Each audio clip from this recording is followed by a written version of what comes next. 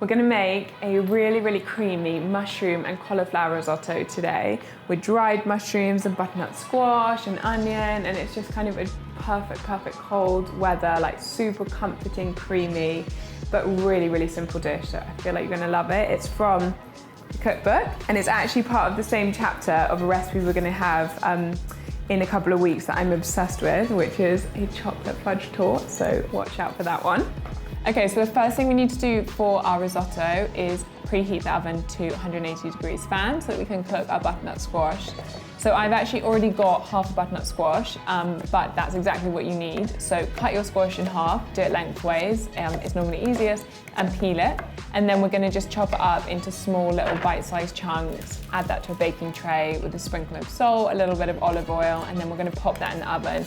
And that cooks for kind of 35, 40 minutes, just until it's really nice and soft. And you probably wanna just check it once or twice, give it a little stir in between. So then to make the actual risotto, we're gonna soak our dried mushrooms first. So I'm using porcini mushrooms, but you could use whichever dried mushrooms you can find. And we soak that in boiling water for kind of 15 to 20 minutes.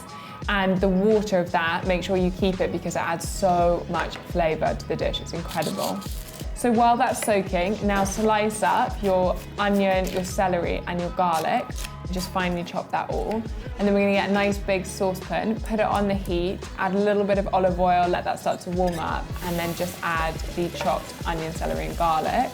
And then a little bit of salt as well, and just let that start to cook and soften. While that's cooking, we're gonna slice up our chestnut mushrooms, and we're gonna grate our cauliflower. And I know that sounds a little bit weird, but it just is a really nice way to sneak another portion of veggies in there, and it adds a nice kind of thickness to the dish as well. Then we're gonna add everything else. So we're gonna add the mushrooms first, and the rosemary as well. We're using dried rosemary, but you could use fresh, and just let that cook for a couple of minutes, just so that the mushrooms start to soften a little bit.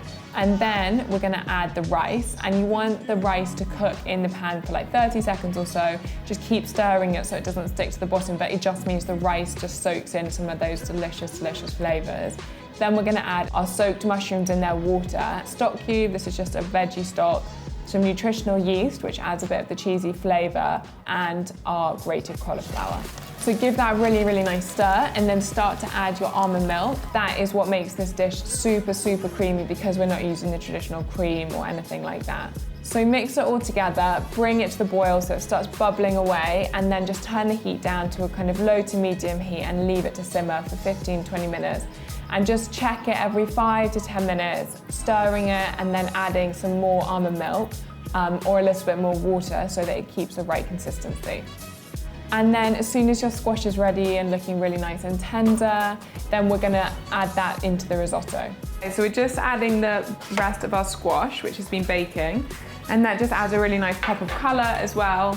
And I'm just gonna let that all cook together for the last kind of 5 minutes or so, and just soak up all the flavors. It's looking super creamy and just perfect.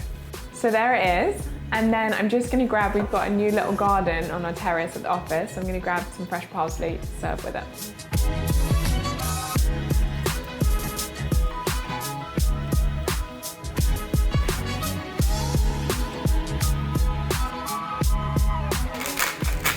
So there we go, easy mushroom cauliflower risotto with roasted butternut squash, which again is just a perfect winter meal. You can make double the quantity as well if you've got lots of friends and family coming over. And it's page 241 of the cookbook if you want to have a look and let us know what you think. Very excited for you guys to make this one.